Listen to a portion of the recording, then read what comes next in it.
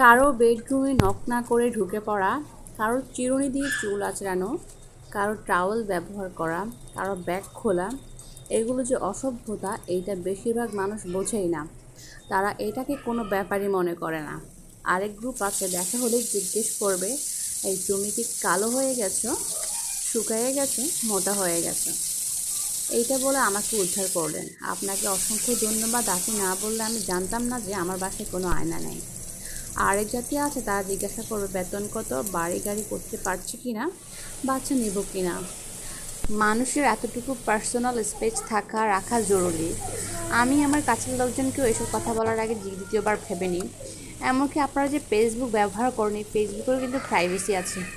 ফেসবুকও কিন্তু privacy maintain করে চলে। কীভাবে জানেন? ফেসবুকেও কিন্তু পোস্টগুলো পাবলিক, ফ্রেন্ডস, অনলিমি করে শেয়ার করা যায়।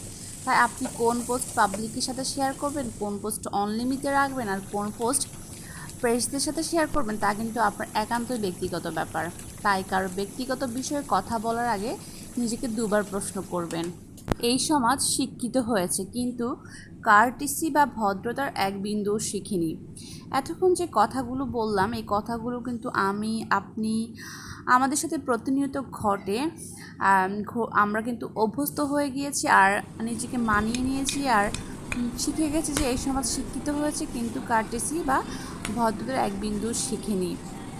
লেখাগুলো কিন্তু আমি ফেসবুক স্ক্রল করতে করতে পেয়েছিলাম, ভালো লেগেছিল, তাই আপনাদের সাথে শেয়ার করলাম। বৃষ্টির দিনে খিচুড়ি খেতে পছন্দ করেন, নাকি বৃষ্টি ছাড়াও খিচুড়ি খেতে পছন্দ করেন? আমি কিন্তু এই খিচুড়িটা বৃষ্টির দিন ছাড়া রান্না করেছিলাম। খিচুড়িটা ছিল বিফ খিচুড়ি, সাথে করেছিলাম বেগুন ভাজা, আর সালাদ তো সাথে ছিলই।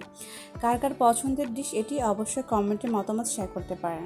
রান্না করতে করতে অনেক কথা বলে ফেলেছি, তো কথা হবে পরবর্তী কোনো ভিডিওতে। সেই পর্যন্ত ভালো থাকবেন। আল্লাহ হাফেজ।